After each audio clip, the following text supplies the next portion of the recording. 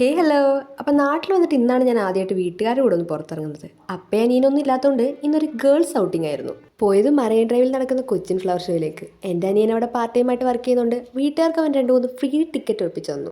ഞങ്ങളെത്തിയപ്പോഴത്തേനും അവൻ വന്ന് കാര്യങ്ങളൊക്കെ പറഞ്ഞു തന്ന് ടിക്കറ്റിൽ നിന്ന് അവൻ പോയി. ഓഫ് കോഴ്സ് ഫ്ലവർ ഷോ എന്ന് പറയുമ്പോൾ തന്നെ അറിയാലോ, നിറച്ച് ഫ്ലവേഴ്സ്, പല വെറൈറ്റി ഓഫ് ഫ്ലവേഴ്സ്. എനിക്ക് പൂക്കൾ ഭയങ്കര ഇഷ്ടമായതുകൊണ്ട് തന്നെ എനിക്ക് ഭയങ്കര ഇഷ്ടമായിരുന്നു.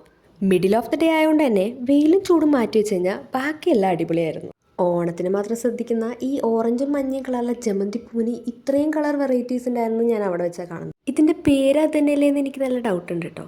മുളക് വെച്ചൊരു കോഴീനെ തന്നെ അവിടെ റെഡിയാക്കിയിട്ടുണ്ടായിരുന്നു. ഓർക്കിഡിൻ്റെ പല വെറൈറ്റീസ് ഉണ്ടായിരുന്നു. അത് തന്നെയാണ് എനിക്ക് പേഴ്സണലി ഇഷ്ടപ്പെട്ടത്. വലിയ വെള്ളമൊന്നും ഒഴിച്ചു കൊടുക്കാതെ തന്നെ ഇത്രയും പൂക്കൾ ഉണ്ടാവുന്നതുകൊണ്ട് തന്നെ എനിക്ക് ഓർക്കിഡിന് ഭയങ്കര ഇഷ്ടമാണ്. അങ്ങനെ ഫ്ലവേഴ്സിൻ്റെ എല്ലാ പരിപാടികളും കണ്ട് കുറച്ച് മുന്നോട്ട് പോയി കഴിഞ്ഞാൽ അവിടെ കുറേ കടകൾ അവർ സെറ്റ് ചെയ്തിട്ടുണ്ടായിരുന്നു. നമ്മളവിടെ നിന്ന് ഐസ്ക്രീമും കഴിക്കുന്ന സാധനങ്ങളൊക്കെ വാങ്ങി നേരെ അവിടെ നിന്ന് ഇറങ്ങി. കാരണം നമുക്ക് നെക്സ്റ്റ് പ്ലാൻ ഉണ്ടായിരുന്നു.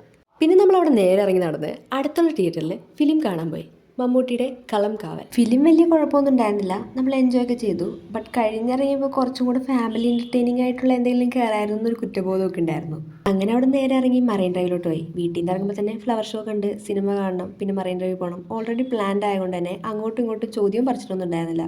പിന്നെ അവിടെ സംസാരിച്ചൊക്കെ നടന്ന അവിടുത്തെ കാഴ്ചകൾ കണ്ട് കുറച്ചും കൂടെ ടൈം സ്പെൻഡ് ചെയ്യണമെന്നുണ്ടായിരുന്നു. ബട്ട് ലേറ്റ് ആയതുകൊണ്ട് നമ്മൾ നേരെ വീട്ടിലോട്ട് പോന്നു.